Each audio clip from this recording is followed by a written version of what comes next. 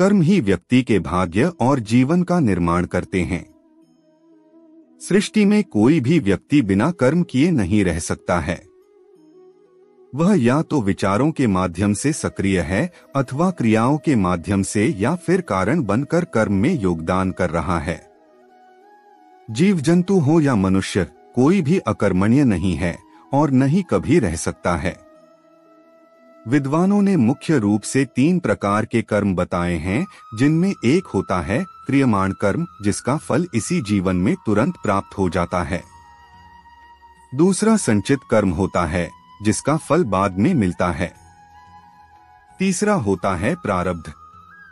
यदि विपरीत परिस्थितियों में भी लोग सुखी रहकर जीवन व्यतीत कर रहे होते हैं, तो इसका श्रेय उनके संचित कर्म को जाता है।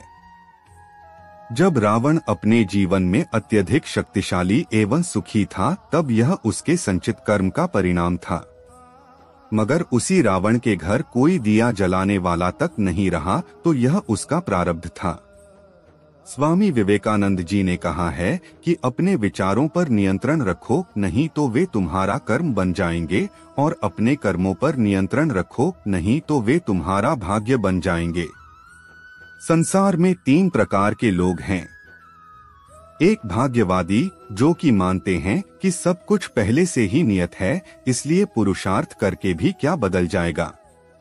दूसरे हैं पुरुषार्थवादी, जिन्हें लगता है कि भाग्य कुछ नहीं होता, कर्म ही सब कुछ है। तीसरे होते हैं परमार्थी, जो परमर्थ अर्थात परमात्मा को ही सब कुछ मानते हुए लाभ हानि में सम रहकर जीवन व्यतीत करते हैं। मनीषियों ने तीसरी श्रेणी के लोगों को उत्तम प्रवृत्ति का बताया है। ऐसे व्यक्ति किसी भी परिस्थिति में आनंदमय अर्थात शांत भाव से जीवन यापन करते हैं। कर्म ही हमारे उत्थान और पतन का कारण है। कर्म ही हमारे जीवन की दिशा और दशा तय करता है। अतः हम सबको सदैव हानि पहुंचाने वाले कर्मों से दूरी रखते हुए अच्छे कर्मों का वरण करना चाहिए।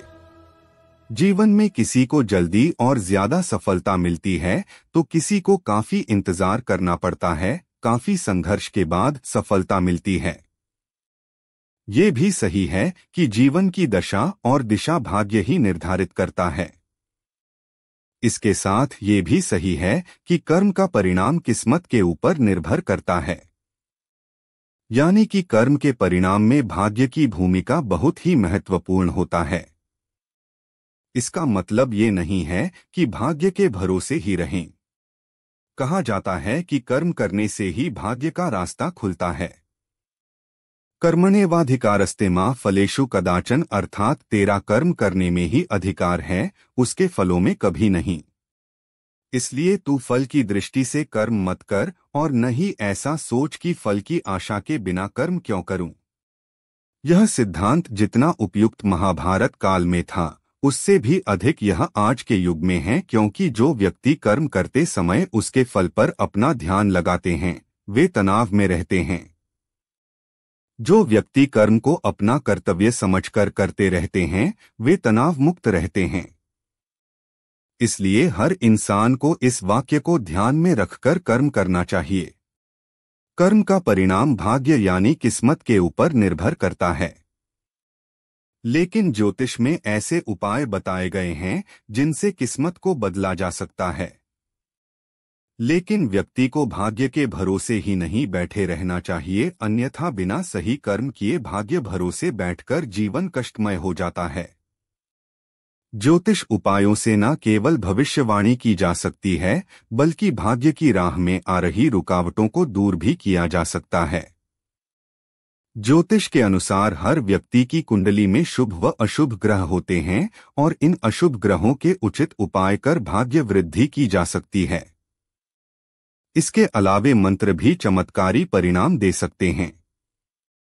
राशि व ग्रह की स्थिति अनुसार उचित मंत्र का जाप कर शुभ परिणाम प्राप्त किया जा सकता है और कर्म कर परिणाम को अपने पक्ष में किया जा सकता है।